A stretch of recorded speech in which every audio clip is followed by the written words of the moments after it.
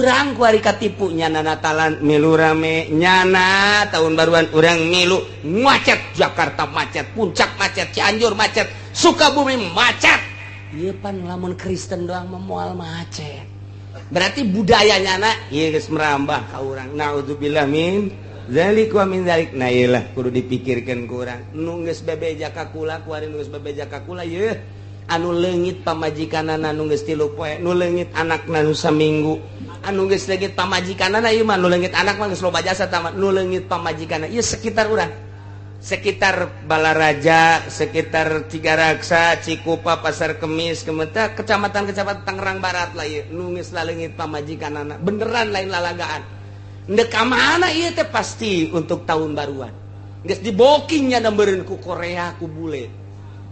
Ya Allah, gue lagi milu prihatin. Ditanya kula salakina, anu boga anak sabaraha, anu boga anak 2, anu boga anak 3, anu geus boga anak, anu geus lila cenah rumah tangga nangan teu boga-boga anak.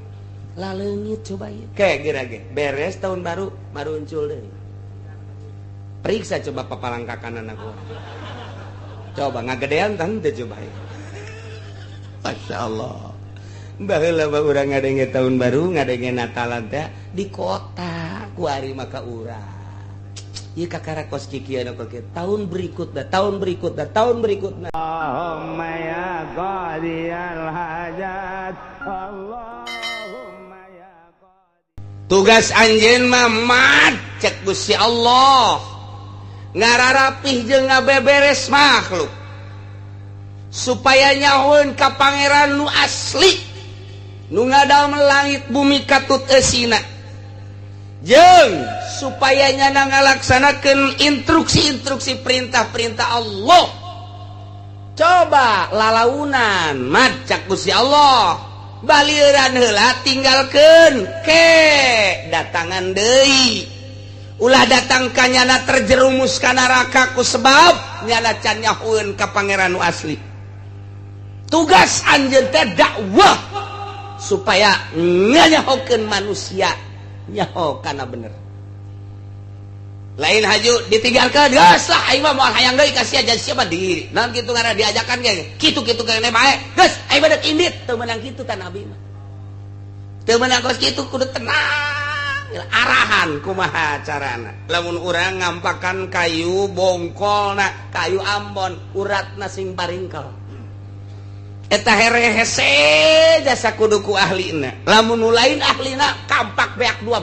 can kukumaha can kukumaha ya tapi lamun ku ahlina mah dideuleug nya oh ka dieu uratna trek lalaunan ke ka dieu deui trek lalaunan ke ka dieu trek lalaunan ternyata sakaligus lah urang nu neuleugkeun ge ngeunaheun nu neuleugkeun ngeunaheun asa deuk bisa begitu orang nampak tuh kelek sengkleh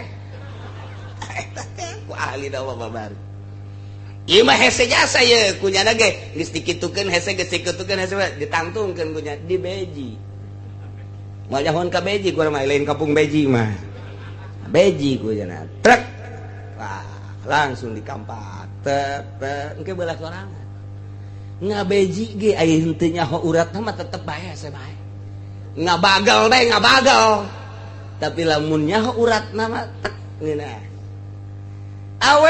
awewe eta sarua jeung bongkol Ambon hese teh awewe teh beuki berat mah leuwih berat awewe mah wah bagal we sesuai jasa tah ieu teh kudu dibeji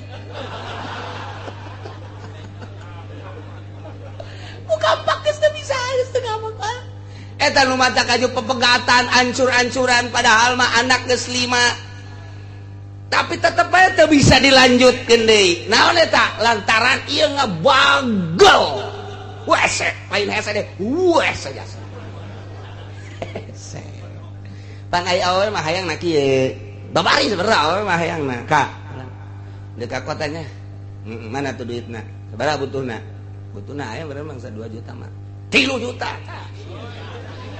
wow, abang sayang. Kos kitu eta. Awe mah ayeuna kos kitu. Geus di momoy. Balik dia nanti kota. Aya balanjana, aya. Kira ada ka kota deui. bisa di kota tadi disadiakeun dia tang 5 juta.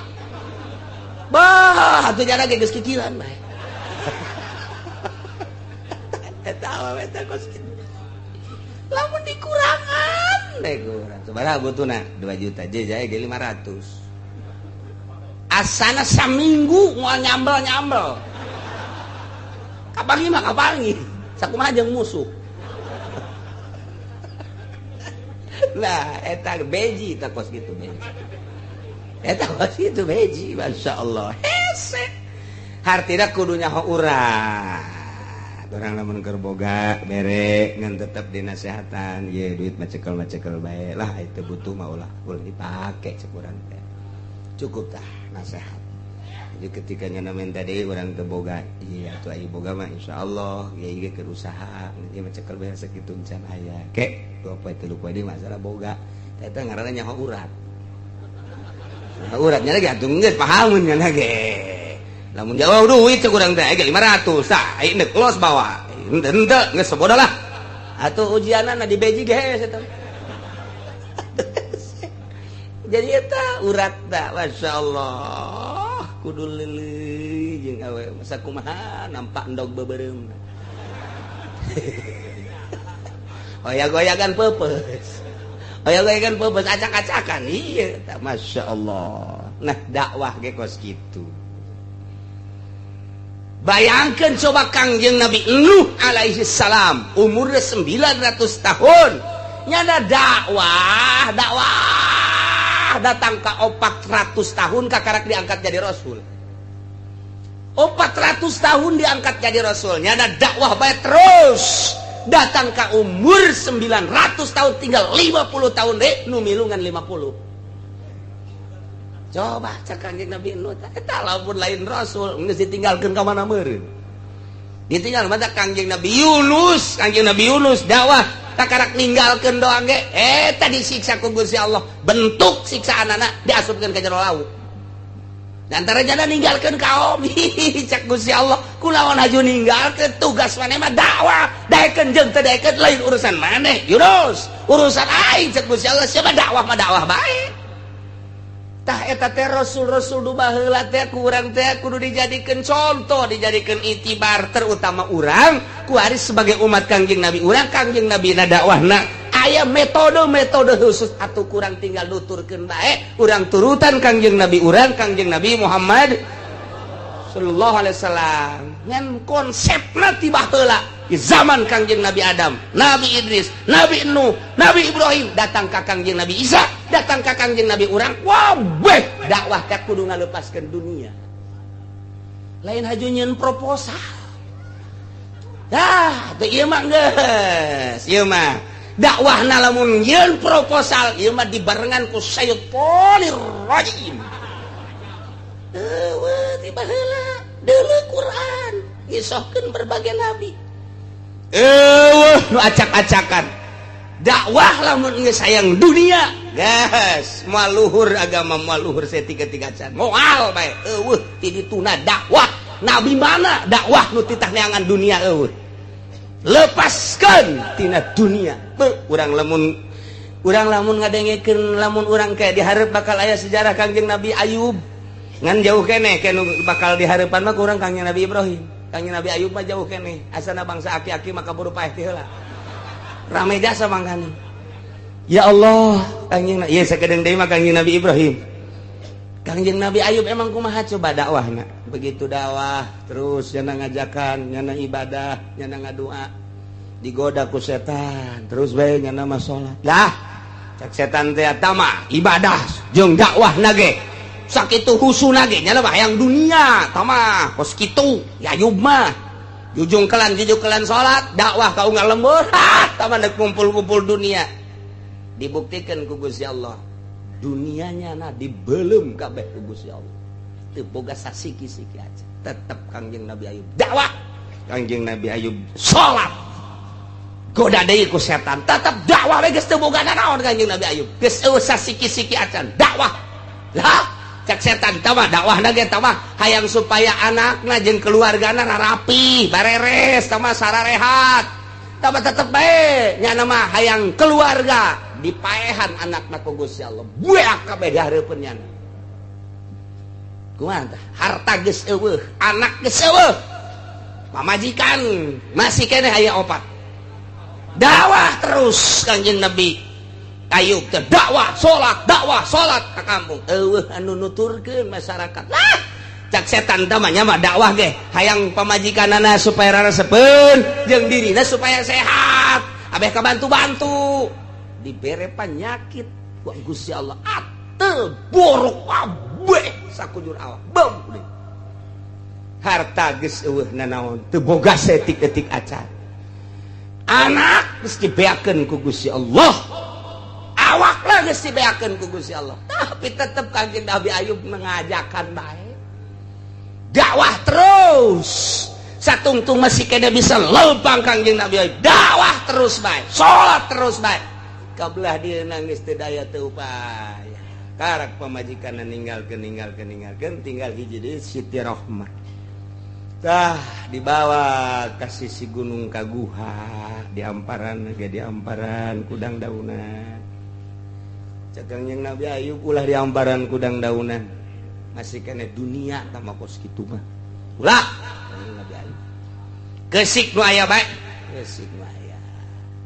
beres kieu Siti Rohmahna bolak-balik kadinya bolak-balik geus Siti Rohmah teh geus kacapean ngadoa ka Gusti Allah noel ka Kanjeng Nabi Ayub Kak bu harta geus dibeakeun ku Gusti Allah anak geus dibeakeun pamajikan geus baralik tinggal kula doang awak geus eueuh tulang geus kadeuleut atuh jaka ka Rasul jeung Nabi ngadoa bae atuh ka Gusti Allah supaya cager-cager awak kumaha teh Kanjeng Nabi Ayub indit sia rahmat ini tulah di Ayub masih keneh sia kos kitu hayang naon kitu boga awak bagus berarti teh lain deuk dakwah kos kitu mah indit ulah ka dieu deui pokona tinggalkeun aing masyaallah saha nu kuat coba kos kitu saha nu kuat tah eta kos kitu Kanjeng Nabi Ayub teh aing mah hiji bae Allah jangan teu jaritakeun coba siapkeun proposal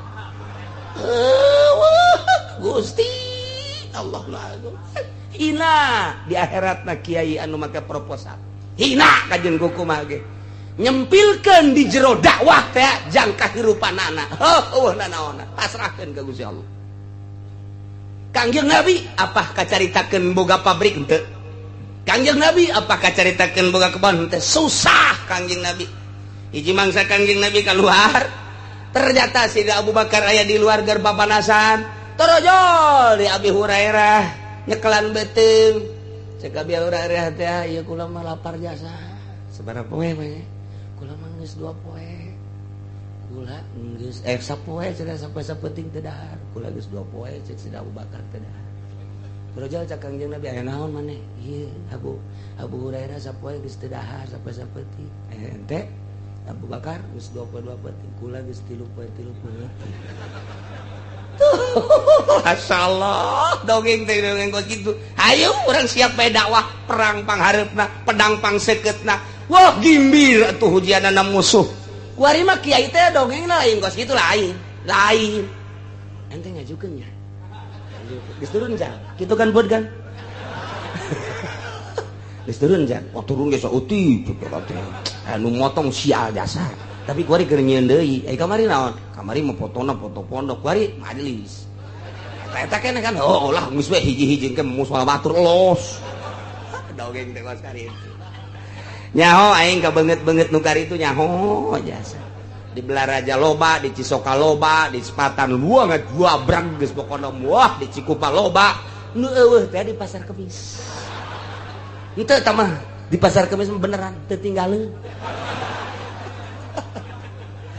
dek maju kumaha agama puguh kiaina ge ieu di jerona teh sambil menyelam minum air beres teh mah dakwah kos kitu mah moal engke da silih omongkeun kiai nu karitu suuzonna gede jasa kiai partai kiai anu selalu memohon ka pemerintah suuzon gede jasa coba ge deuleukeun cak lain cak kula cek Imam Ghazali deuleu ge di Ihya eta teh bakal suuzon gede jasa ka kiai-kiai anu kos itu teh ekstrim nyana teh ka kiai kos kitu teh pesimis, nyana teh hateletik mah mengakui ngan nyana embung ka tembong gorengna ngomongkeun kiai anu apik bakal lain cak ulah mah nyampaikeun doang teu percaya deuleuh ya buku hese cenah macana mebes ya sok ngomong-ngomong atuh bacaan ieu na sapotong-sapotong nu ngeunah-ngeunahna doang tah ya tapi teh kos karita ieu Muhammad cek Gusti Allah balieran tinggalkeun deuleuh ke situasina jeung kondisina. Nah, ulah ditinggalkeun justru maneh diutus ku kaula teh cek Gusti Allah jangan beberes. Mantak eta teh nabi teh ngangon makhluk, wali teh ngangon, kiai teh ngangon. Tah ieu ngangon-ngangon bebek, besi aya anu endeuh ka dieu ka sawah batu. Besi aya nu ka belah dieu ka keca. Bebek tadi giring-giring pangitik lagi kudu dua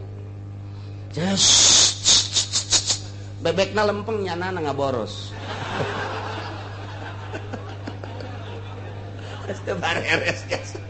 aduh tinggal bebek banyi lah goy aing di hus-hus aing sia mapal cak bebek gas aing dek mapal berjamaah itu bareres Masya Allah kiai dek mapal atau dek kumaha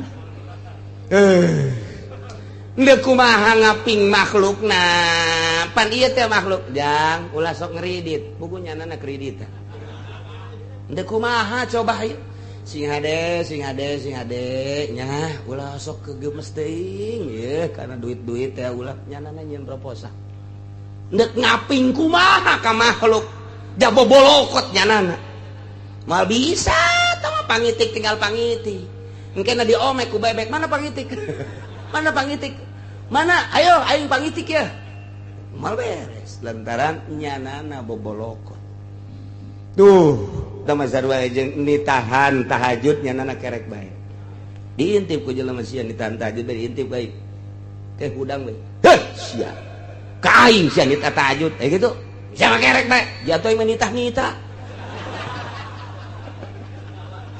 atuh bener mah bener ngan mal beres kajian gua kumat coba kos kolot nggak ulah-ulah nonton TV ya siap nonton TV baik ke anakna pugunya anak ke nonton TV kia nonton TV bawa enak sakanak aja aing tanya anak ieu nu puyeng je abah tak ulah ieu sia kunaon dia pan ka kula ti ulah nonton TV aya abah keur naon aing mah kolot wal beres Jakir ieu mah ketika jadi kiai teh paapik-apik, pas sono-sono parapih-rapih.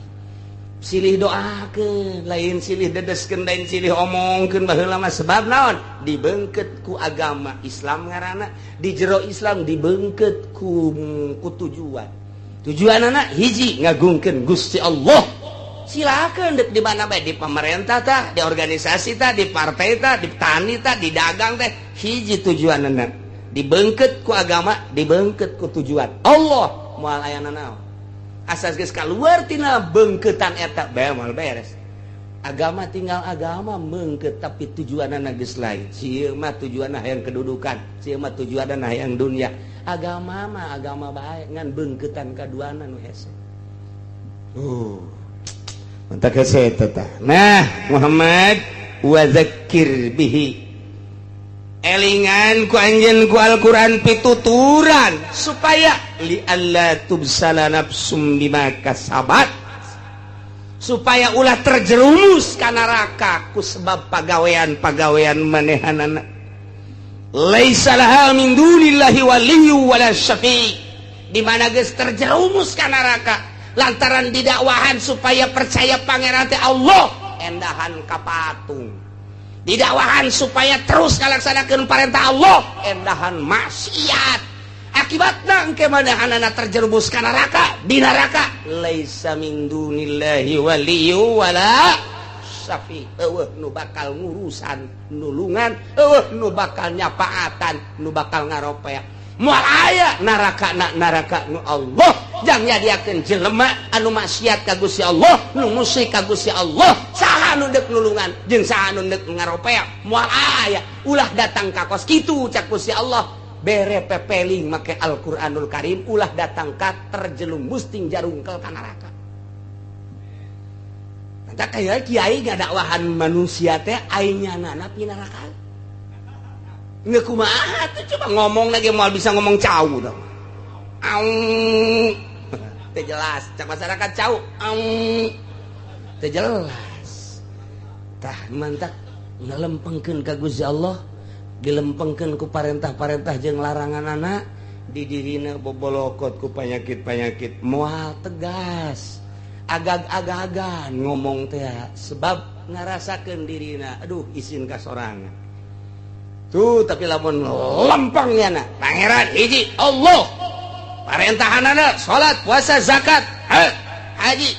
Laranganana ulah kredit, ulah proposal, ulah koskar itu bangsa haram. Nyana tegas. Daekeun jeung daekeun, nurut jeung teu nurut lain urusan kiai, urusan Gusti Allah ngan jelas kadengena. Ngeunah cara para wali-wali Allah Subhanahu wa ta'ala. Mantap kudu zahiron wa batinan. Tah Muhammad elingan pituturan ku Al-Qur'anul Karim ulah datang kagak gejebur ku pagaweanana nyana ku gara-gara teu percaya ka aing cak Gusti Allah kita percaya ka aing sebagai pangeran endahan ka batu ka patung kita nuturkeun parentah-parentah ngalaksanakeun parentahan maksiat ieu bakal terjerumus luruskeun pituturan supaya ulah kitu di badak ke geus teu nurut engke ka neraka wali sapi lu bakal ngarope jeung bakal nulungan engke kaduhung di akhirat ketika nyana kokoseran deuk ditebus wa in ta'dil kulla adli andai kata awakan saha bae nu geus ngejebur ka neraka deuk nebus ku berbagai tebusan-tebusan kul adli la yu'khad minha moal diterima tebusanana ditebusnya laku dunia katut eusina moal bisa katebus eta teh bahasa kos kitu teh teu narima tebusan cek Gusti Allah ke jaga di akhirat di mana manehna cilaka ka neraka aing teu bakal narima tebusan sakira-kira ditebus ku dunia jeung eusina ge moal ditarima moal aya ieu nu nebus deuk saha pabrik eueun ono moal diterima tebusan anak dina hati aing teu narima kana tebusan titik neraka bae ulah datang kasih gejebur ka neraka luruskeun Muhammad zakir bihi hok pepelingan jelema teh ku Al-Qur'anul Karim nah ulaika alladzina ubsilu bima kasabu jelema-jelema eta nu teu narurut kana ajakan anjeun Muhammad titah mangeranan ka aing endahan ka batu ka patung titah narurut ka parentah aing ngalaksanakeun endahan maksiat mabok digedekeun zina korupsi maling jeung sajabana dengan kata somprana cek ahli tasawuf nuhankeun harta nuhankeun jabatan nuhankeun makhluk eta teh bahasa ahli tasawuf di mana-mana jelema karesepna lain ka Gusti Allah berarti ngabogaan pangeran nu kumanehna diresepan cek ahli tasawuf aya jelema resep jasa kana harta datang ka teh salat-salat acan dibahasakeunna mangeranan harta aya jelema resep jasa kana jabatan wani meuli sababaraha miliar oge nu penting aing diuk dukung ku sia berarti nya mangeranana kana jabatan tah lamun aya jelema resep jasa ka makhluk ka jelema dibelaan ka jeung kumaha ge ngaranna nyana teh mencintai makhluk mangeranan ka makhluk aya karesep salian Allah ngaranna pangeran cek ahli tasawuf geus kuari dibahasakeun menuhankan dunia menuhankan tahta menuhankan jabatan menuhankan makhluk tah eta teh bakal kena akibatna di akhirat neraka jelema-jelema nu teu nurut ka ajakan anjeun Muhammad nurut ka parentah aing ulaika alladzina ubsilu bima kasabu jelema-jelema eta lanu bakal digejeburkeun ka neraka ku sebab pagaweannya di neraka ke bakal kumaha lahum syarabum min hamim panas neraka teh dahaga ke bakal dibere cai jang minum padahal manyana ge keur gugujubaran kuku cuprakan kekerbekan dina cai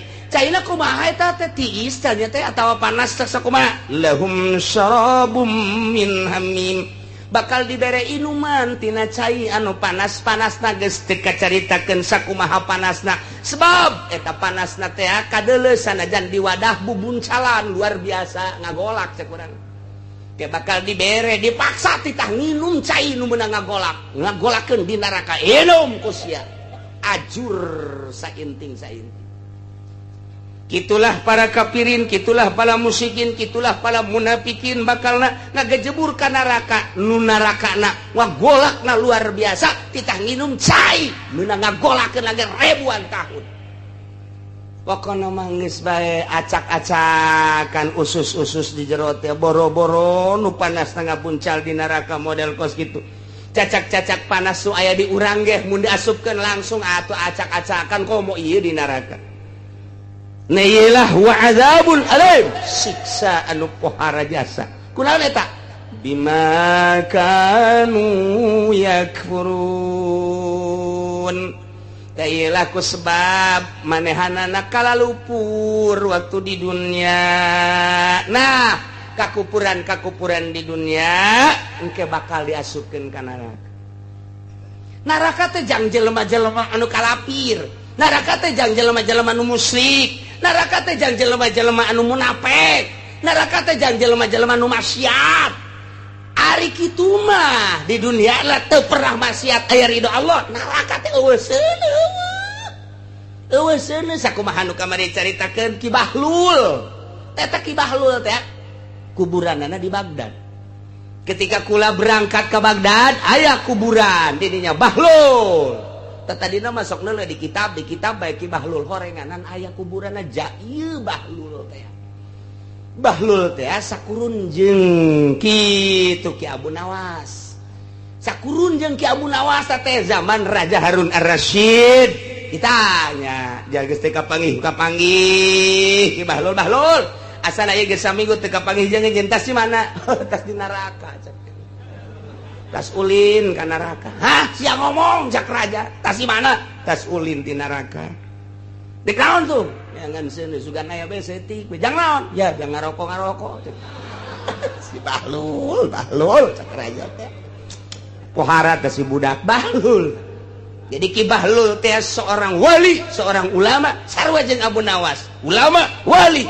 Cuman manehanana embung katangen embung kanyahoan kawalian jeung kaulamaanana sebab Raja Harun Ar-Rasyid memeh nyana jadi wali yakni keur raja nyana teh diktator kumaha aing bae cek Raja Harun Ar-Rasyid mantak embung teu make Al-Qur'an sepenuhna mantak Ki Bahlul ya wali ulama cuman nyana teh wawalah disebut Bahlul sia. Jadi nyana mah embung kanyahoan kiai, embung kanyahoan kiai. Kuari mah nu lain kiai hayang kanyahoan kiai. Artis kikiayanan. Coba ya musisi kikiayanan. Coba nu kumaha pelawak hayang di kiai-kiai. Nu kiai asli mah embung murikak bulu disebut kiai teh ya. Sebab kiai teh yahi nusok ya Allah ya ilahi ya Allah ya ilahi ima lain mah ya kredit ya proposal wal beres gitu bata mah tah nu kiai asli embung di kiai-kiai nu lain kiai hayang di kiai-kiai tah ieu mah dokter Andes doang tadi disebut marah ente kurang tuh DRS mahal itu. Oh ya maaf ya guys. Dokter Andes Kiai Haji Arif yang saya hormat ujungnya S1 apa itu S1 kita kecap benteng siungin teh aduh Masya Allah ya Allah Bahlul Masih tas mana? Tas neraka. Nu bener. Tas naon tuh? Nengen seuneut. Manji. Eueuh. Kumaha sia teh bareng kieu? Ulah barang datang ka penjaga neraka aya malaikat di dinya. Ulah menta. Malaikat boleh ieu neraka mohon bisa kula neuleuh coba pangbukakeun ai kitu rek naon coba rek neangan seuneu saeutik we yang naon cek malaikat lah perlu cek malaikat teh atuh moal aya ente sangaran ana Bahlul lul cek malaikat eueuh tanda-tanda seuneu ente mah ente coba hayang neuleuh dibukakeun ku malaikat zamania teh prek tah silakan ieu neraka asupna ka neraka Duh. Pan cenah cak Muhammad cak Kangjeng Nabi neraka teh seuneu ja ieu satungtung deuleu eueuh seuneu naon eueuh naon ka kidul eueuh seuneu ka kaler eueuh seuneu ka wetan eueuh seuneu ka kulon bohong berarti eueuh seuneu pan cenah neraka teh seuneu kan eueuh keluar deui nya malaikat kok enggak ada api kemana ini apinya katanya neraka itu api kok gak ada kemana itu nerakanya? Oh Bahlul, neraka itu tidak ada api, cuman tempat api. Tempat api? Iya. Apinya di mana? Apinya mah nanti orang Cikupa yang main gapleh, nah dia bawa balak genep nanti ke sini. Itu bawa api sendiri dia. Oh begitu? Iya. Yang orang sonono, orang Pasir Gadung yang suka main ayam di kawasan. Nah, itu dia mati nggak tobat. Nah, itulah ngaduin ayamnya dibawa ke neraka, dia bawa sendiri. Yang mabok, nah itu nanti bawa api ke sini. Yang zina bawa api nanti dia ke sini. Yang korupsi bawa api dia ke sini. Tah, eta horenganan seuneu mah bawa urang ti dia dibawa ka ditu.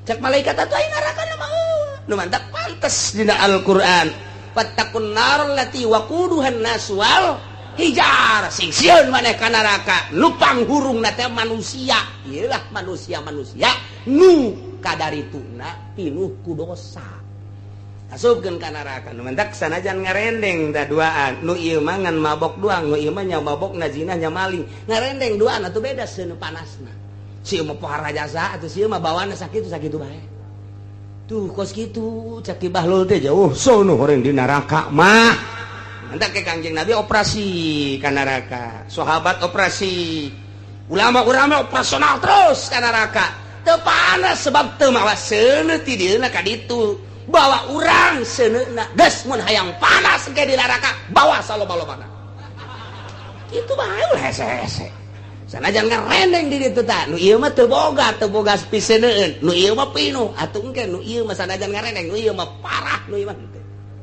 nu ieu mah aman-aman bae tah nu mantek dipersilahkeun ka dieu teh kitu tuan raja jowo sono horeng di neraka jahanam raja Harun Ar-Rasyid kieu nu bener sia lol bener cenah kira-kira aing mau seuneu teu ya asalna mah pinuh lu raja. Waduh, sia Bahlul kos pisaan bae, karasa ku aing geus sing trek awak aing. Ge.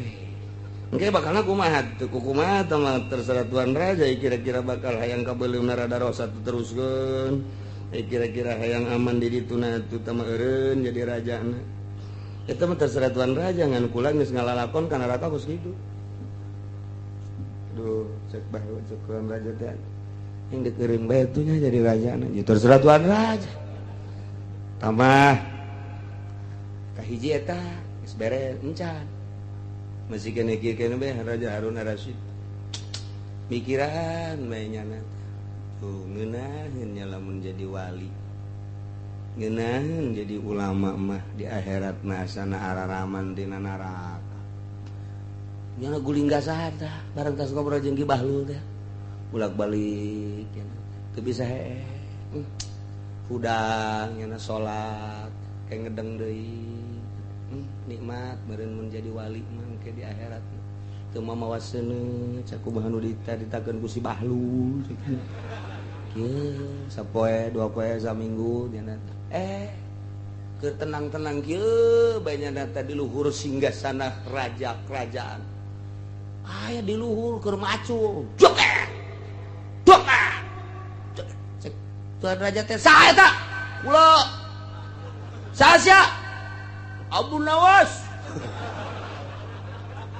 keluar aja itu lawan tidak terbacul di dinya dek melak cau manya melak cau di luhur cek jaran teh geus pokona mah sugan jadi be cek cenah manya melak cau di luhur atuh jamal jadi kajeun kumaha ge kuduna ge ditaneuh melak cau mah ulah di luhur sungsunan aing manya melak cau di luhur sungsunan moal jadi sia sarua yang jadi wali di luhur kasur moal jadi tageh aja hoa aduh karena kesehatan kedua kali Raja Harun Raja sial teuing je bener oge tak Bu Nawas kok nyahoeun aing hayang jadi wali gas atuh turun sia geus saya geus kaharti mah kula gede turun tadi tuh mampir heula teu aram kula mah kudu ka istana mung ke mah tempat Ki Golkar tempat di dieu ini aku nawasa kayak tinggal raja baik 2 penasehat hiji Bahlul 2 Abu Nawas ceknya nih janu aredan kabe tau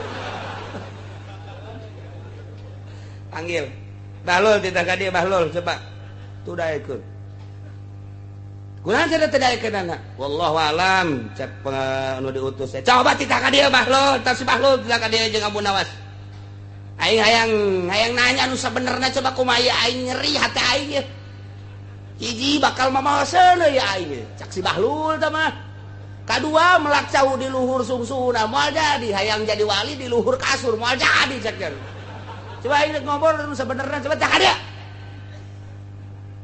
dikatakan itu Kiai Bahlul ulah kiai aing mah lain kiai nu edan aing mah nu edan Bahlul tah itu sia kita kali itu kutuan raja rek naon sada rek nanya lamun dek nanya lain aing nu tita kadi itu raja nu ka dieu maknya aya gentong nyamperkeun gayung nu kudu nyamperkeun gentong wih nu edan jadi gaduh aing mau ngomong kumaha edan cieunan sampaikan tinu edan kan itu datang ke Abu Nawas Tuan Abu Nawas ulah make tuan Kiai Abu lain kiai aing mah satu nu gelo sarua jeung nu tadi itu edan ieu gelo ieu mah dengan hormat tuan raja titah ka ditu cenah aya naon cenah nyana geus teu bisa hees rek nanya masalah bejakeun ka tuan raja moal aya wali moal aya kiai nu daekeun mapatahan di istana eta mah pinuh ku paharaman lamun endek datang ka dieu eueuh ti ditu na gentong nyamperkeun gayung cih sarua jeung tadi teh mah cenah bebeda ka tuan raja sakumaha tadi laporanana sial amat eta apa ku aing cenah dibui bae kitu coba bui eta Abu Nawas bui beres tah budak dibui Abu Nawas jasukeun dilayat ku raja Abu Nawas ulang ieu tah gara-gara sogol sia ka aing ku aing dibui jangan ngeunahanan dibuyan saknya nikmat dain dibuyan makula teh kudu usaha barang di dieu mah jadi bere dahar nikmat jasa urang mah minta rada kebelan bae dibuyina sakena teh sial teh cak tuan raja sugan teh menyeri dibui horeng ngeunaheun ayeuna mah kieu bae nu mantak dibui ge lain sabui-buina yang nanya baik emang kumaha itu syaratnya jadi wali syarat jadi wali mah naon hiji ulah sok hees di luhur kasur nomor kedua ulah sok hayang di raja-raja nomor katilu ulah sok make kendaraan bagus nomor kaopat ulah sok hayang boga naon sakitu doang syaratna naon berat kos kitu syarat jadi wali mah nu bener bae nu bener simpulna kumaha oh kakarak ngaluarkeun dalil Abu Nawas di jero penjara teh ngaluarkeun dalil nafsu begitu la tujalisin nafsa cek Abu Nawas ulah sok rerejengan jeung nafsu lantaran nafsu teh adalah ada musuh kendaraan setan lamun anjeun ieu digiring-giring ku nafsu jeung setan datang ka paeh moal jadi wali sebab wali mah teboga rasa diri mulia, teboga rasa diri agung, teboga rasa diri ayah, geus panghina-hinana, pang lemah-lemahna, pang rudin-rudina di dunia, tak mun geus ngarasa teu berarti boga awak kakarak diangkat jadi wali. Kula neuk guguru atuh ka anjeun. Atuh masalah deuk guguru mah ngan kudu kaluar ti istana. Dek siap kula deuk kaluar ti istana. Ulah siap-siap kudu bebeneran.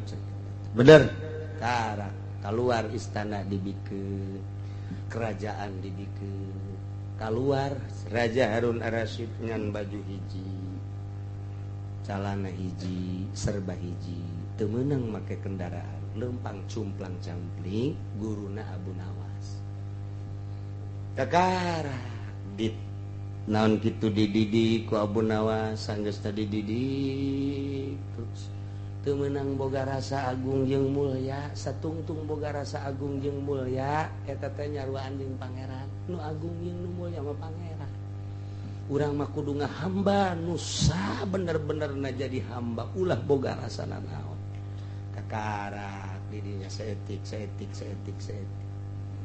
geus teu boga rasana naon kasimpulan nama selama 5 tahun Raja Harun Ar-Rasyid ngampleung kakara ku jelema kuari mah di kota teh di ome teh nyahoeun eta raja huluna di kitu-kitu geusina kadang-kadang ulin jeung budak kakarak didinya manggih kanikmatan ibadah Raja Harun Ar-Rasyid.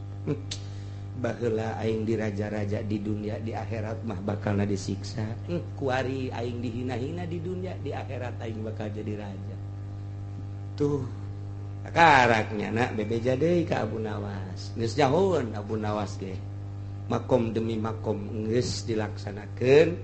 Cak Abu Nawas, wahai Raja Harun Ar-Rasyid, kuari kudu jadi raja deui. Ieu naonan raja deui, pimpin umat. Lamun umat tadi pimpin, ieu bahaya. Anjeun mah boga wewenang, anjeun mah boga wilayah, anjeun mah keturunanna keturunan ti dituna keturunan ti sahabat. Nah, pimpin, dititah mimpin deui lantaran kuari mah yeuh geus moal hayang dunia. Tita jadi raja deui, dipaksa kudu raja-raja. Jadi raja deui jadi harus ngan geus jadi wali. Geus kuari mah rajana geus bener-bener dakwah, ngalempeng-lempeng umat, ngarapih-rapih umat supaya umat ulah sasar, diajak ke jalan tauhid, diajak ke Gusti Allah. Baheula mah aing jadi raja, hayang untung ti umat, kuari mah supaya umat hayang untung ti aing. Beuh, cek Raja Harun Ar-Rasyid lamun aing lamun sia nyararahon naon nu aya di aing hate aing teh naon iwal ti hayang ngalempeng-lempeng siang ngalurus-lurus anjeun pahe para kaum wae para umat deuk diajak ka Gusti Allah. Geus kuari mah ulah boga pikiran naon aing mimpin anjeun semata-mata deuk diajak ka Gusti Allah. Tamun geus kos kitu los jadi raja. Mun masih kana jadi raja mbok edo kana dunia boro-boro jadi raja nasional, jadi lurah teh moal berak moal becus moal bener SPPT aya 2. Geus kumaha atuh ka dituna tuh sertifikat aya 3 atuh diganda-gandakeun deui kumaha. Boro-boro jadi lurah jadi arat dia mal beres. Mal beres. Masyaallah, tah kos kitu. Dididik, jadi kudu aya pendidik deuk jadi wali teh. Atuh boro-boro jadi wali deuk hayang bisa maca kitab ge kudu boga guru. Hayang maca Quran ge kudu boga guru. Hayang bisa maca ieu bae ge. Ini Budi. Ini Budi ini kita kudu boga guru. Masya Allah. Tapi aya murid ngaleuwihan ti guru kadang-kadang aya. Hasan Basri boga murid ngaranna Al-Habib Ajam. Dididik ku nyana cumplang campling sarua kabeh ge jadi wali mah kos kitu. Beres kawalianana geus kanyahoan kuari muka pondok pesantren biasa. Geus di mana-mana jadi kiai dakwahna lurus. Geus aya dina makom wali mah geus teu hayang kauntungan dunia, hiji bae ngalempeng-lempeng ngajak manusia. Eta teh tadi teh tah naon kitu ngaranna ngangon wali teh. didatangan ku Ki Hasan Basori guru. Assalamualaikum. Waalaikumsalam. Alhamdulillah. Cek muridna kadatangan ku mama bunga gunung sekitar ieu Baghdad ya Baghdad. Hasan Basori ti Baghdad Basrah. Gunung sekitar ieu laluhur tapi hati kuring leuwih bunga leuwih luhur kadatangan ku mama. Alhamdulillah. Didele ku mata zahir, didele ku mata batin ku Ki Hasan Basori berapih. Geus bener-bener lillah segala rupa magahan ngajina lillah. Berjamaah na lillah kadatangan tamu na terus belia diperhatikeun ku Ki Hasan Basori. Bagus. Geus datang ka pangkat kawalian anu optimal sempurna. Datanglah ka waktu dahar sore. Dahar roti aya segala aya macam-macam aya. Pas dek dahar aya tukang menta-menta. Assalamualaikum. Waalaikumsalam. Didele wah Habib murid. Hampura guru. Bona. Kek. Dicokotan tah naon-naon nu aya. Roti nu aya di dinya 3 geledek dibikeun ka tukang menta-menta. Aya lauk, daging ayam segala rupa dibikeun, aya sanguh dibikeun. Sedengkeun Ki Hasan Basori teh duaan deui mawa batur, jadi 3 di dinya. Pas rotina 3 dibikeun kabeh. Cara ricing di hareupeun meja kosong. Cak babaturanna teh. Cenah wali yang murid mama. Kayak gitu. Munnya ge wali atuh meureunan kudu ngahormat ka urang. Bener ge aya baraman atuh lah dibikeun kabeh. Oh, ya mah mani lesang kieu. Ieu mah tinggal ngelapan bae. Jadi Hasan Basori nama cicing bae. Cek babaturan nu saurang nu cek saurang deui. Kiai. Ieu tadi urang geus gahayal dahar. Ti isuk geus dahar. Pas deg dahar kunaon dibikeunan kabeh. Tah ieu teh wajar henteu mun disebut wali nya. Pancen cak kiai tadi di imahyu urang zarah ka murid kula nu geus jadi wali. Kula mah atuh percaya bae mun nya ge nyana wali minimal dipotong-potongkeun. Urang sapotongnya na sapotong, ieu mah beak kabeh. Ya wali kos kieu cak kieu teh. Itu dihormat urang nu geus puguh, dihormatna jadi henteu dihormat. Hasan Basori kieu aing ge can karti cek. Hasan Basori teh wali gede. Aing ge can karti cek. Tapi ku aing dideuleuh nya teh wali. Geus pokona teu misleuk bae teh murid aing teh geus diangkat jadi wali cek. Tapi emang ge ieu kos kieu mah nyaho cek. Sampai karti. Keur gumreng bae. Ai eta mah fakir miskin teh eta di luar assalamualaikum aya 3 dibere kabeh atuh seserian. Wah hehe bose betul cak baturna. Anu disuguhan urang nu daharnyana. Pagi kos kieu ngaranna waduh teu beres cek teh. Nu dua mah ngomong mah tapi Ki Hasan Basori mah ngan saukur kieu da ngingin ka harti. Tetep ngingin ka harti. Jol beta Ki Habib teh datang di hare. Emang teu dalahar cek. Canda-canda ke dahar naon kayu di dahar ngantu ngaromong di hatena masing-masing ye ke sakedeung deui urang dahar nikmat luar biasa kakarak ge ngomong kos kitu tarajo assalamualaikum waalaikumsalam cek Habib teh. Waduh ya alhamdulillah kula kamari ieu boga panyakit teh cager cek manehna ta ieu kula mah terima kasih jasa yeuh mawa roti mawa sangu jeung duit-duitna cek Hasan Basori tuh eta meureun ieu dibuka ku Ki Habib datang sedangkan nu tadi teh keur diberean teh aya keneh nyaesa roti hiji deui dibikeun tadina 4 nu 3 dibikeun nu hiji henteu sebab nyana pan 3 pribumi saurang nu dibikeun nu 3 nu pribumi mah henteu hiji pancak anu saurang teh tangan hiji doang mun kurang di dahar ku tiluan kurang. Jadi geus lah urang daripada orang kurang dahar mending teu dahar kabehan. Kan gitu. Begitu datang eta tabu diumbrakeun di meja. Cek musa urang deh. Tadi mah bikin kabeh eta rotinya. Ieu loba jasa pan moal ka dahar eta. Tuh cek Ki Hasan Basori kaluhuran murid aing. Berarti nyana geus nyaho. Ieu nu mantak dibikeun kabeh bakal aya gantina leuwih bagus.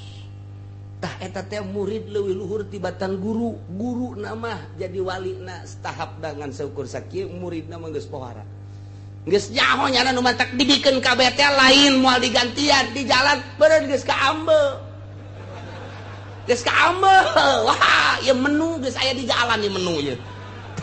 Eta mantak kieu Hasan Basori beres dahar nyana terus bebeja ka muridna. Be, iya mama di mama ku anjeun di guruan ku anjeun tapi mama ayeuna deuk nanya ka anjeun. Ieu mah nu mantak kaju ngaluhuran ti mama datang ka nyaho di jalan ieu geus kaambeuk ku anjeun teh rahasiana naon. Sakali ditanya dua kali teu daek ngajawab demi Allah make wallah wali mun geus make wallah geus bae teu daya teu upaya. Kulantaran mama make sumpah kula bisa ngaluhuran mama, kula mah ieu eueuh sama sakali cinta dunia. Jadi kula mah sama sakali jang dahar ge geus teu hayang-hayang acan. Ai mama mah memang geus cinta, teu cinta kana dunia. Ngan kadang-kadang mikiran jang dahar keluarga. Aya mama mah kos kitu saeutik, kula mah geus teu saeutik ketika acan. Geus eueuh be pokona mah dinolkeun urusan dahar mah. Eueuh sabakatul hibal-hibar acan ti dijana. Jadi kuari kula ngaluhuran mama. Tah, jadi dunia ngahalangan karena pangkat urang. Satungtung urang ngejar dunia, satungtung urang cinta dunia, kajenting elmuna saadag-adag moal diangkat di hiji makom, di hiji hal diangkat jadi wali moal. Jelema diangkat jadi wali teh geus resep kana dunia. Satungtung resep kana dunia, nah ieu moal diangkat jadi wali. Ieu keur kabeladeuna. Makin cinta karena dunia makin jauh jeung Gusti Allah. Cinta jasa karena dunia jauh jasa jeung Gusti Allah. Datang ke resep jasa teh nyaho nu halal nu haram. Ya, ieu bagus jauh lagi, jauh lah deui. Datang ka ku gara-gara cinta dunia pangeranana ge nu asli Allah nu nyiptakeun langit bumi katut geusina nu ngahirupan jana. Anu nyaetkeun jana endahan teu disembah, nyembah ka patung, nyembah ka batu. Naudzubillah min zalik ilah lahum syarabum min hamimin wa azabun alim bima kanu yakfurun. Sebab kufur di alam dunia nah siksa kejadian. Mantap urang mah kuari alhamdulillahirabbil alamin. Urang mah iman ka Gusti Allah, iman ka Kangjeng Rasulullah Muhammad sallallahu alaihi wasallam. Tinggal urang ngalaksanakeun perintahanana hayuh, urang lalaunan mantepkeun jauhan larangan-laranganana. Nu sok daek ngaji mah rada deres tapi nu jauh ti pengajian. Usum Natalan milu ku ari Natalan. Usum tahun baruan milu tahun baruan. Lamun ngan sakadar lu Natalan jeung tahun baruan dan Kristen doang moal macet jalan. Nu ngamacetkeun jalan, nu ngamacetkeun jalan anak-anak Ki Haji termasuk Ki Haji teh jaraga milu tahun baruan milu kitu Natalan Masya Allah. Padahal mun urang nyaritakeun Natalan eta teh ngan sakadar itu penyelewengan tamang deuk ngagejeburkeun urang. Ti dituna Natal di mana tama ayana di zaman Paus tama. Perintah ti Kangjeng Nabi Isa teu aya Natalan teh mengenang kelahiran Isa teu dititah. Jeung teu aya tama ti dituna Natalan kudu dikitu-kitu andai kata endeup mengenang kelahiran Isa Al-Masih teu kudu make rumbe-rumbe teu kudu. Jeung Natalanana teh moal jauh ti Islam pasti ngagungkeun ka Kangjeng Nabi Isa. Pasti tahlilan, pasti maca-maca Taurat atau Injil nu asli kan geus Injil nu asli nu kuari mah. Eta mah geus tahrif kabeh oge. Urang kuari katipu nyana Natalan milu rame, nyana tahun baruan urang milu macet Jakarta macet, Puncak macet, Cianjur macet, Sukabumi macet. Ieu pan lamun Kristen doang mah moal macet. Berarti budayanya ieu geus merambah ka urang. Naudzubillah min zalik wa min zalik. Nah iyalah kudu dipikirkan kurang nu geus bebeja ka kula kuari nu geus bebeja ka kula yeuh anu leungit pamajikanana nu geus 3 poe nu leungit anakna nu saminggu anu geus leungit pamajikanana ieu mah nu leungit anak mah geus loba jasa tamat nu leungit pamajikanana ieu sekitar urang sekitar Balaraja sekitar Tigaraksa Cikupa Pasar Kemis kemudian kecamatan-kecamatan Tangerang Barat lah ieu nu geus leungit pamajikanana beneran lain lalagaan ndek ka mana ieu teh pasti untuk tahun baruan geus dibooking nya meureun ku Korea ku bule. Ya Allah, aku lagi milu prihatin. Ditanya aku lah salakina, anu boga anak sabaraha, anu boga anak 2, anu boga anak 3, anu geus boga anak, anu geus lila cenah rumah tangga ngan teu boga-boga anak. Lah leungit coba ieu. Ke gira-ge, beres tahun baru maruncul deui. Periksa coba papalangkakan anakku. Coba ngagedean kan teu coba ieu. Masyaallah. Baheula mah urang ngadenge tahun baru, ngadenge Natalan teh di kota ku ari maka urang. Ieu kakara kos kikieu anu kieu. Tahun berikutna. Sesuai jeung Kangjeng Nabi, "Mamin zamani illa badu sarrun." Beki goreng, beki cilaka. Urang mah ku ari geus karolot masih keneh bisa menikmati ayat-ayat. Wallahu alam kahareupna. Zaman anak jeung incu urang, masyaallah. Geus hararese lain lalagaan ieu mah. Zaman urang baheula keur leutik TV ngan saukur make aki. Eueuh aki geus hese teu bisa nonton TV. Kabelah dieuna geus make eta naon gara colokan. Kuari wa TV di bawa. Geus make 3G, geus make BlackBerry. Kuari geus aya sistem anyar deui. Wah, geus sagala rupa canggih kuari mah. Geus kadugalan kagorengan dibawa terus setiap saat ke kamar mandi, di jalan, di mobil dan lain sebagainya. Mopo ka Gusti Allah. Ieu keur carita zaman urang aya keneh urang isuk pageto anak jeung incu urang mun eueuh kiai nu teger engke kumaha. Kiai geus balalang kurut kabeh kos kitu kabeh. Ku Gusti Allah geus dinonaktifkan Gusti Allah. Jasa sarua kiai jeung lain kiai batur ngeridit nyana leuwih hebat ngeriditna batur nyen proposalna hiji nyana mah 5 berarti cinta dunia na luar biasa nu ngelempeng-lempeng jeung nasehatan anak incu urang coba naudzubillah min zalik wa min zalik. Sementara eta budaya-budaya Kristen budaya-budaya Yahudi geus merajalela luar biasa isuk pageto pembangunan di dieu perumahan luar biasa nu geus bae ku urang deuleu Sumarekon deuleu BSD dele perumahan-perumahan gitu geus teu menyatu jeung agama api lain imah ieu jeung imah ieu teu wau hirup geus masing-masing Al-Qur'an ngan sakada jadi koleksi di luhur lamari doang dibaca teu pernah komo dilaksanakeunna mah da kumaha sekeliling urang ge perumahan lain ulah mun urang ningali motivasina sangat bagus tapi kandas agama pemerintah geus teu bisa dipercaya ku urang. Udah bisa dipercaya di bidang agama nah dek mana aja pemerintah ge ancul-anculan kos gitu atuh pemerintah geus acak-acakan mui geus acak-acakan kuari geus kanyahoan aya sababaraha perusahaan anu make barang haram mui make label halal halal kene geus sabaraha coba tapi kok teu dilaksanakeun di samping eta deui aya nu lain perusahaan-perusahaan gede perusahaan-perusahaan semacam perusahaan baso semacam perusahaan-perusahaan nu koskara itu ieu teh aya campuran-campuran barang haram ketika didatangan mah kadinya nyana nyaritakeun halal padahal make barang-barang anu haram ieu teh geus lain lalagaan di urang endeu kumaha geubah kahareupna ieu geus carita teori iwati urang muntayang ka Gusti Allah Gusti mudah-mudahan anak incu urang disalametkeun ku Gusti dibere engke nu mawa petunjukna kiai anu lurus kiai nu bener-bener nu ningalina Allah subhanahu wa ta'ala tanpa aya embel-embel nafsu jeung dunia amin ya rabbal alamin Gusti mah maha kawasa tapi lamun urang ningali sejarah Kangjeng Nabi istimewa zaman sahabat sangat istimewa zaman tabiin istimewa setelah tabiin geus mulai rapuh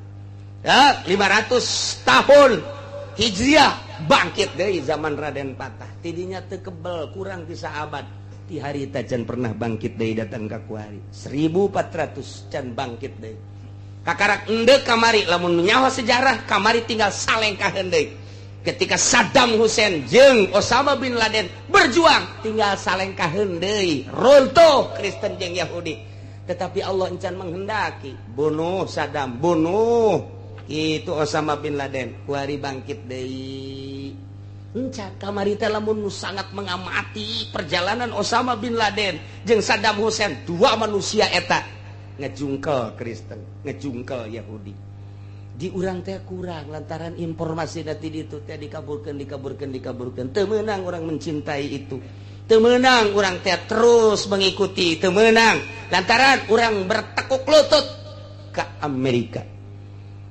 Nah wari geus gaduh putra di antarana ialah Qabil sareng Habil. Kangjeng Nabi Adam seluruh nagaduh putrana adalah tis'atun wa salasuna 39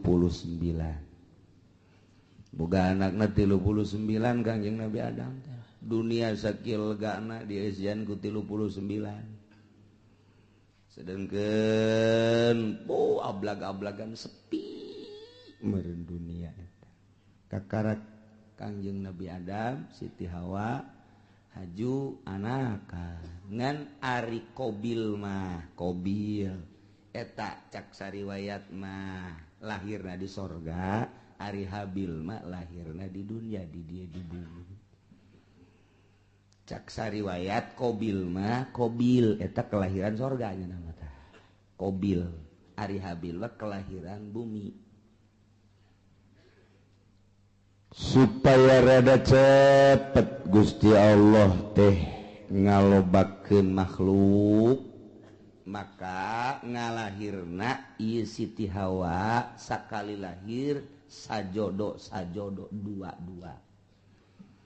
lalaki awewe lalaki awewe kitu bae tah sajodo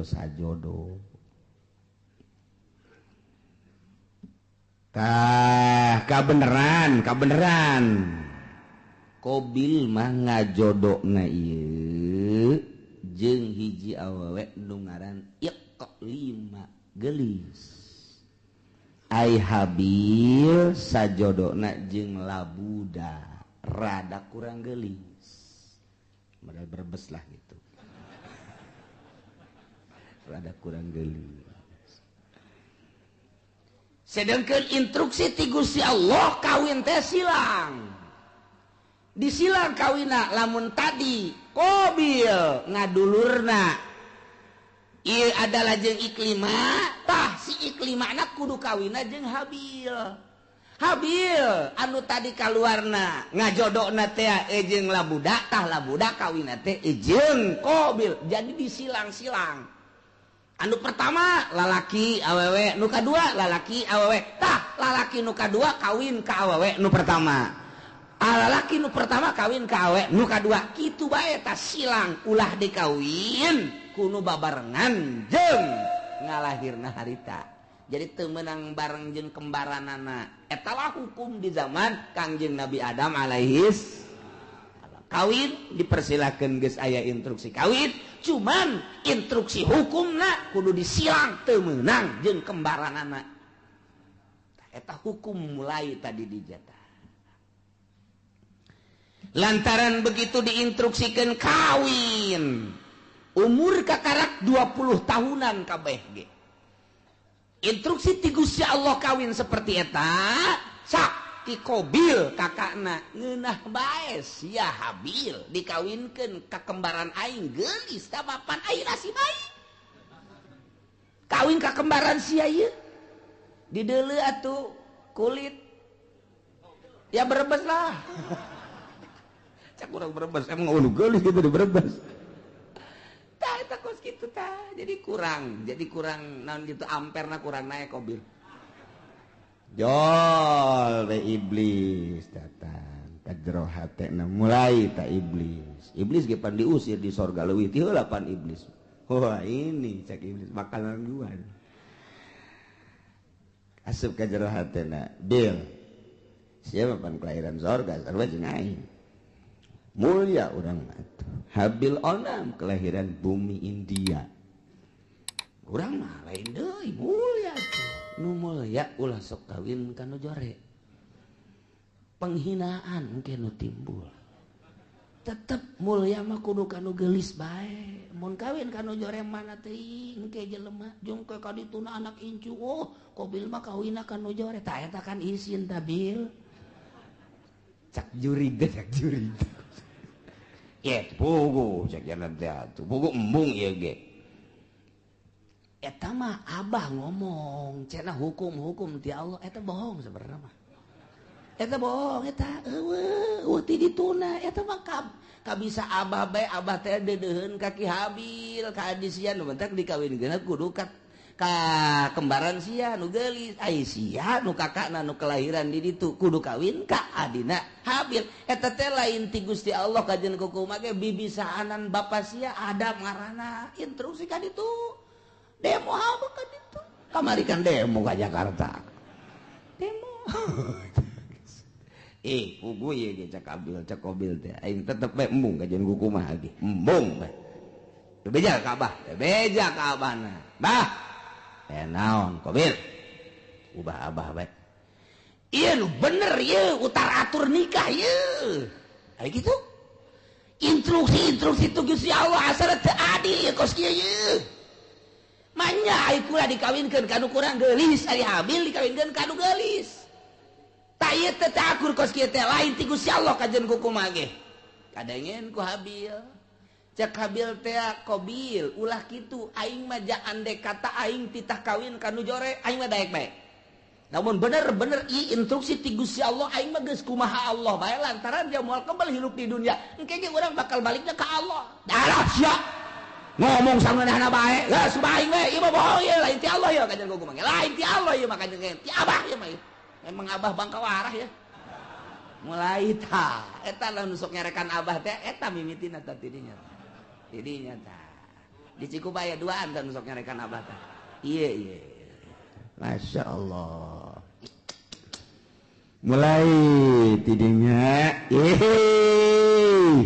cak Kangjeng Nabi Adam ita amarallahu Allah marintah ayu zawja Qabila labuda ukhtabil wa zawja Habil yaqlima ta eta teh instruksi ti Gusti Allah cak Kangjeng Nabi Adam anjeun Qabil kudu kawin ka labuda dulur Habil kudu kawin ka dulur itu Qabil ngaran Iklima instruksi Allah teh bisa cak Qabil kajian kumaha kula mah embung kajian kumaha tetep kula mah sakali embung sebab ieu kula mah teu percaya bahwa ieu teh hukum ti Gusti Allah teu percaya mulai kakarak aya sakituan ge hukum Allah geus ditentang cek urang mah tuh kakarak tarurun di sorga pan teh saeutikan keneh jelema teh atuh mantak naon narurut ka Kangjeng Nabi Adam henteu tanggeus mulai henteu nurut ya Allah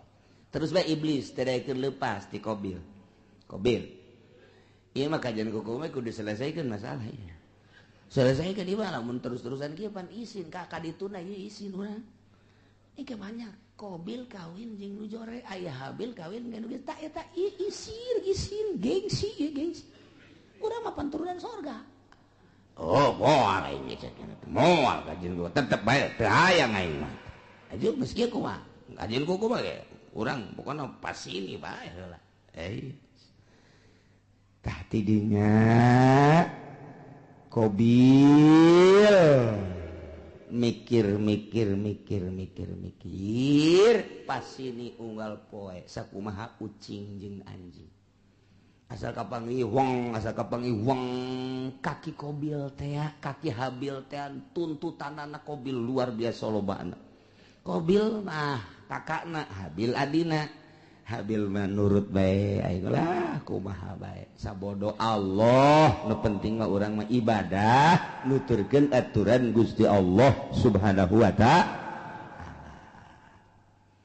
lantaran terus-terusan memuncak permasalahan teh tah kuari mah diinstruksikeun kieu ayeuna mah kieu bae atuh nyieun korban lamun memang bener-bener ieu teh kitu menang ti Gusti Allah maka engke aya tandana. Mun maneh teu percaya bahwa ieu teh instruksi ti Gusti Allah, sok nyeun dumades maneh ka Gusti Allah, taqarrub ka Gusti Allah. Sapopoe teh sapopoe maneh mah ieu qabil cak Kanjeng Nabi Adam teh kunaon teu inget kanu nyieuna. Tuturkan Gusti Allah, ibadah ka Gusti Allah. Moal kebal hirup di dunia tuh deuleu qabil tuh Habil mah nurut jasa. Adina kabeneran nurut, kakana kurang nurut. Datang ke kuari teh kakak sok rada kurang nurut teh heran orang-orang ati dituda eta. Ya Allah, eta kos kitu. Yes, nyeun korban kuari mah. Nyeun korban. Naon nu dikorbankeun ku maneh qabil? Ulama supaya Gusti Allah narima ka kula de korban lantaran kula mah petani hasil tani bae. Ayo. Gerak kumpulkeun. Maneh Habil naon kula mah lantaran pangangon embe kibas kula mah. Cirina naon cak qabil ieu bahwa korban ditarima ku Gusti Allah jeung teu ditarimana. Engke cak Kangjeng Nabi Adam lamun ditarima bakal turun langsung ti langit. Seuneu. Set engke ngalahap anu ditarima. Mun anu maneh qabil ditarima beak engke garing dihakan seuneu. Dilentab seuneu. Lamun nu ieu anu ditarima nu kono Habil nu embe beak seuneu kitu bae. Oke, cek nyana jadi guys. Iya, dikumpulkeun kunyana harta-harta hasil tatanian. Nu dikumpulkeunana hasil tani mun pare nu pangjorena. Nu dikorbankeun teh. Lamun gandrung anu geus pangjorena. Korma nu pangjorena dihiji-hijikeun bangsa anu bakukulna eta dikorbankeun ari nu bararagusna mah ieu dipake ka hook kunyana jang ditumpuk-tumpuk harta. Jore ari akal Habil mah begitu dikorban teh wow neangan umbe nu puang gedena jeung nu puang bagusna dipantian kunyana ieu nu jang Gusti Allah mah ieu korban ka Gusti Allah entakan nu puang gedena puang bagusna wang lintuhna jadi beda karakterna. Ai qabil mah kos urang Cikupa nu pangjorena bae. Ai Habil mah kos urang Cilongok nu pang bagusna bae. Sia cek urang Cikupa. Ta eta kos kitu kayana. Teden bek. Teu kebal langsung turun seuneu. Tet neong itu turun seuneu cak qabil pasti nu aing nu dilentab ka jeung ku komal ge. Pasti nu aing. Mun aing nu dilentab berarti aing kawin jeung nu gelis. Mun aing kitu dilentab berarti ieu teu beres urusan ieu. Turun seuneu ka dieu ka ditu aing nu dilentab embe. Seret bawa ka luhur teh aya tinggal ieu bae korban qabil hasil tatangin hasil tani nu jarore teh teu dilentab ku seun tuh cak Kangjeng Nabi Adam nu ditarima nu mana nu ditarima nu mana cicing bae qabil teh gas ulah loba omong cak qabil teh abah kuari cenah rencana ka Mekah.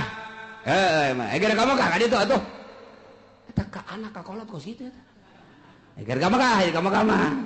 Isi rek naon tuh di dieu. Mana naon kula mah. Padahal boga rencana abah ka Mekah adi dibunuh sia ku aing. Jadi aya abah aya keneh mah embungeun nya ge rada kagokeun. Eger ka Mekah ditungguan nya nungguan abah na ka Mekah. Sekian bulan berangkat Kangjeng Nabi Adam ieu adalah ka Mekah. Qabil tenang geus eueuh sasaha ngan jeung Habil doang berikut dulur-dulurna. Jadinya lah mulai nyana dendam kesumat hasud anu luar biasa di jero hatena hayang ngabunuh Habil. Ieulah cerita eta dicaritakeun ku Gusti Allah dibejakeun ka Kangjeng Nabi urang Kangjeng Nabi Muhammad sallallahu alaihi wasallam. Naon ieu nu matak dibejakeun tah kamari Yahudi kamari musyrikin munafik teu percaya ka Kangjeng Nabi ulah kaget Muhammad munafik teu iman ka anjeun musyrikin musuhan ka anjeun kafirin musuhan ka anjeun cikene nu kamari dicaritakeun teh musuhan ka anjeun horenganan baheula ge takarak ge turun ti sorga ka dunya ieu anak incu Kangjeng Nabi Adam anakna sorangan Qabil geus boleh teu percaya ka Kangjeng Nabi Adam geus teu iman ka Gusti Allah malah ngabunuh adina nu ngaran Habil dicaritakeun ka Kangjeng Nabi abeh Kangjeng Nabi ieu tenang tentrem adem sebab lamun teu nurut jelema ka Kangjeng kemudian Kangjeng Nabi na teu dihibur manusiawi kan Kangjeng Nabi sifat kemanusiaan apaan aing teu diturut aya kitu mah aya dongeng-dongengna tah Kangjeng Nabi Isa ge teu diturut jaheueuh tuh Kangjeng Nabi Adam ge teu diturut jaheueuh atuh komo aing abeh kitu entek tenang Kangjeng nah ieu lah didongengkeun ku Gusti Allah melalui ayat watslu bacakeun ku anjeun ya Muhammad he Muhammad alaihim atas kaum anjeun baheula dibacakeun ku Kangjeng di Madinah terus disampai-sampaikeun ku sahabat disampaikeun ku tabiin disampaikeun ku atbat tabiin ku ari poe Minggu disampaikeun ku ari ku urang kadenge ta dongeng eta teh ta ieu ayatna bacakeun Muhammad ka kaum anjeun naon naba'ab ni Adam berita anak dua Kangjeng Nabi Adam alaihis nu ngaran Habil jeung Qabil caritakeun bil haqi kalawan sabener-benerna il qurba qurbanan waktu Qabil jeung Habil ieu diperintah dumadeheus ka Gusti Allah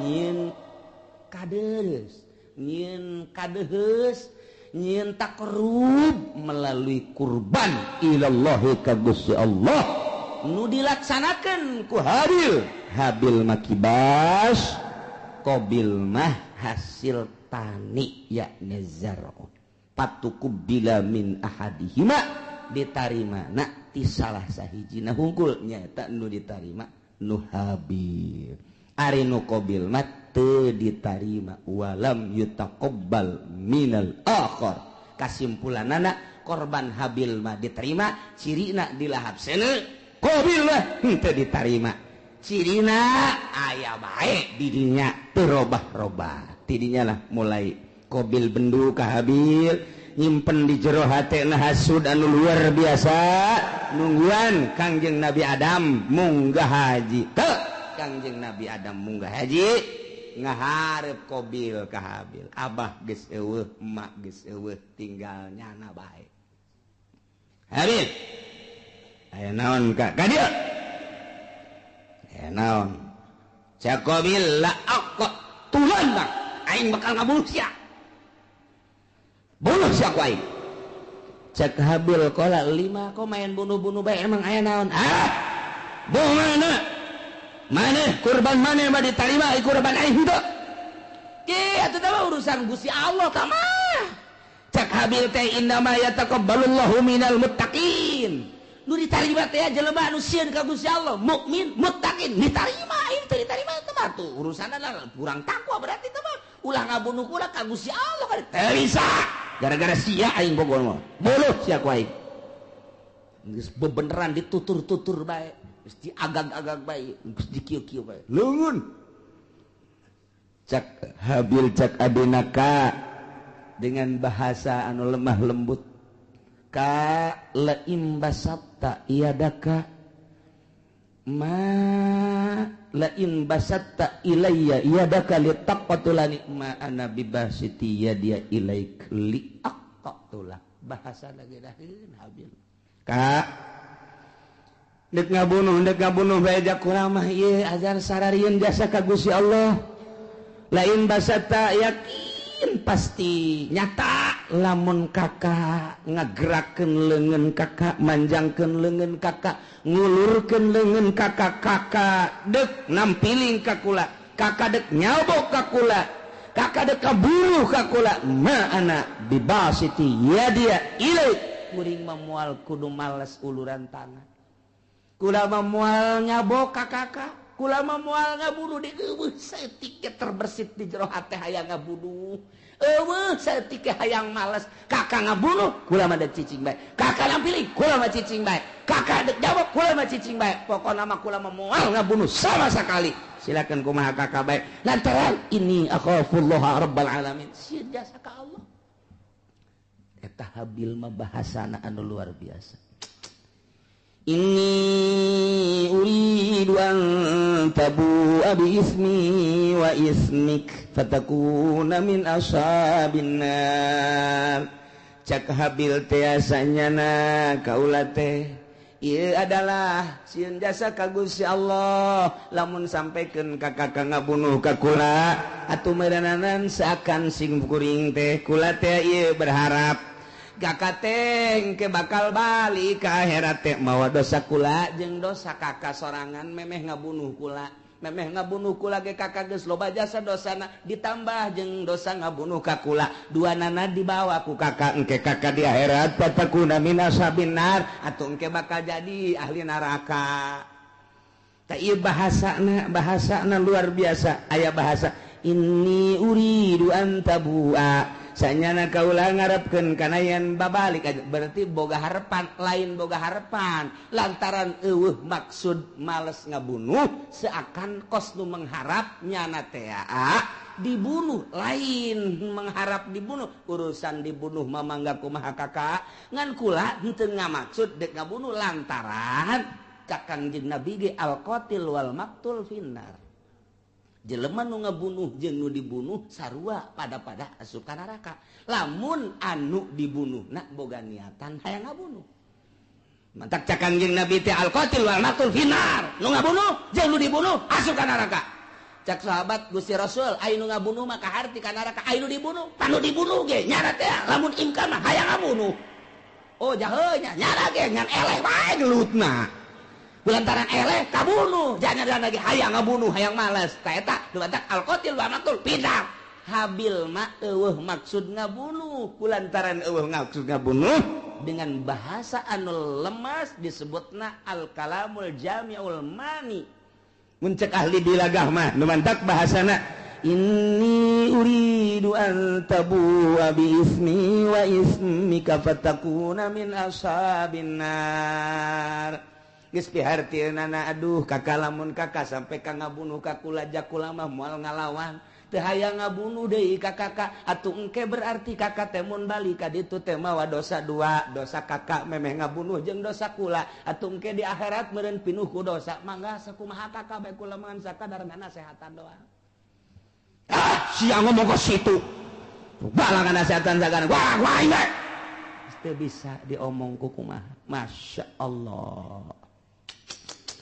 Tak gitulah akhirnya kumaha dah langsung ditikem sanggeus sadikit tikem bingung aing ngabunuhna kumaha ieu can aya pembunuhan pan harita can aya pembunuhan cara ngabunuh ngaleungitkeun nyawa artina ieu kusabab dikumahakeun lah bingung dijotos beusi teu bae digebug beusi teu bae dikumahakeun ieu dikumahakeun bingung nyana mikiran ngabunuh ge bingung lantaran can pernah aya nu ngabunuh pan harita mah manusia pertama nyana eta anak Kangjeng Nabi Adam anu ngamimitian dek ngabunuh datang ka ngabunuh ge bingung kumaha carana ngalamun bae Habil geus aya bae di sisi dicekelan bae kieu dek dibunuh ngan bingung cara ngabunuhna kumaha cara ngabunuh sok iblis asup deui ka jero hateun aya sia bodoh-bodoh teh atuh ngabunuh bae heseueun amat cak iblis teh atuh kumaha aja can urang anu dibunuh Japan ieu manusia kakara ge urang doang ngomong we nya di jero hate jeung iblis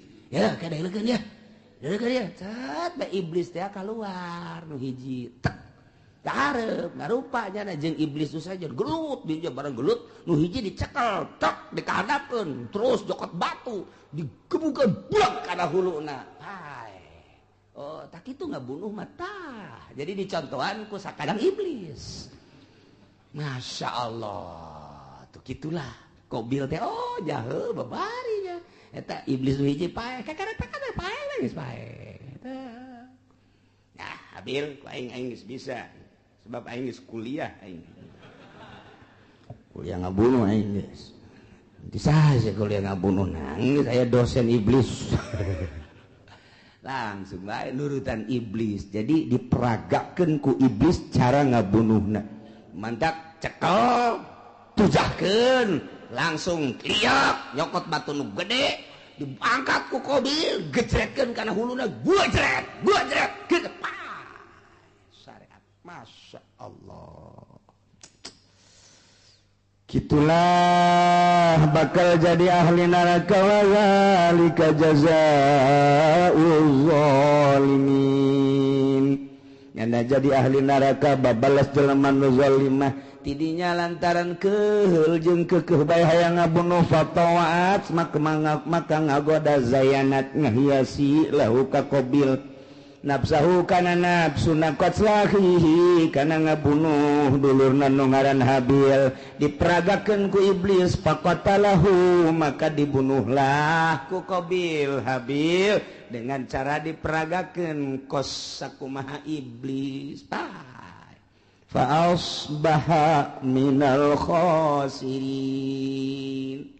barang geus paeh ngalangsa lantaran iblis kalaluar tina hatena ditinggalkeun kabur malah kadenge kaburna ge hayu sia cilaka Qabil cak iblis kan cilaka sia Qabil cak iblis aing geus teu tanggung jawab aing ge ieu doraka setik di sorga turun ke handap baheula kalantaran teu percaya ke adab aing dilaknat ku Gusti Allah sia ku ari termasuk laknateun Allah aing teu tanggung jawab kumaha sia bae Qabil ceurik di dinya kadung ditangkep ku nyana aduh hadi can nyana ditangkep ku nyana masyaallah ieu aya ku kieu-kieu teuing ditangkep ku nyana bari ceurik nyaah jeung deudeuh diciuman geus pae kakak de kudu kumaha ieu teh kudu kumaha jelema geus Kangjeng Nabi Adam Siti Hawa ka Mekah adi-adina jararo tinggalnya na doang duaan